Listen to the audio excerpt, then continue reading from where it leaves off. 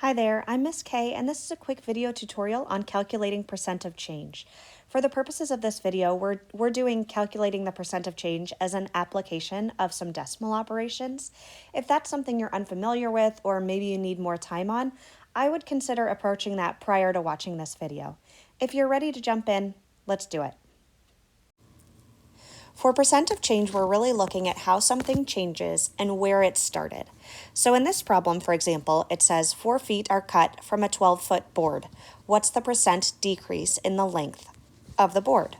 So we want to look for how much it has changed. It says 4 feet are cut, and then we want to know where did it start. It was a 12-foot board. In order to solve, we put the change over the original value. In this case, it's an original length. So our fraction here would be 4 over 12. In order to figure out the percent related to this fraction, we should do two things. First, we should always simplify. 4/12 will simplify to 1/3, and 1/3 is a much easier fraction to work with than 4/12. The second step then is to multiply that fraction by 100. So if I multiply 1/3 times 100, I have to put 100 over 1 to make it a fraction, and then multiply straight across, 100 over 3. Now, I've got a fraction equivalent to the percent of change. However, we're going to look for the decimal equivalent. So we're going to take that 100 and divide it by 3 using long division. Now remember, with long division, you're looking to see, does 3 go into each of the place values? Does it go into 1?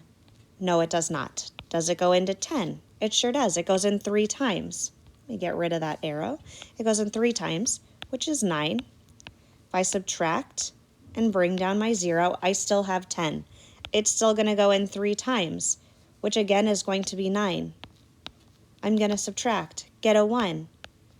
If I bring down another 0, I'll start to notice that there's a trend. So my answer is going to be 33.3 repeating. That tells me that the percent of change, the percent of decrease in this board is 33.3%. Let's try another. Here I have the population of a city changing.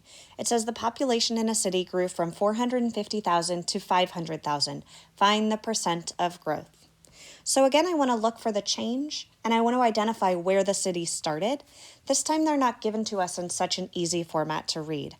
So we have to actually calculate, but going from 450,000 to 500,000, we can clearly say is an extra 50,000 people. So that's going to be the change. And the original is 450,000. This gives us a fraction to work with. Now remember that we should always simplify that fraction, and there are some things we can do to quickly simplify. For example, anytime we've got zeros, as long as we do the same to the top that we do to the bottom, we can remove those zeros. So what I've just done, in a sense, is divided by 10,000 in both numbers. That leaves me with 5 over 45, which, as I know, is 1 over 9. That's the fraction that I should then multiply by 100. Same steps every time. You'll notice that in solving each of these questions, I look for the change, I look for where the thing started, in this case where the population started. I set up a fraction, simplify, and multiply by 100. Here I'm left with 100 over 9, and that tells me what to divide using long division.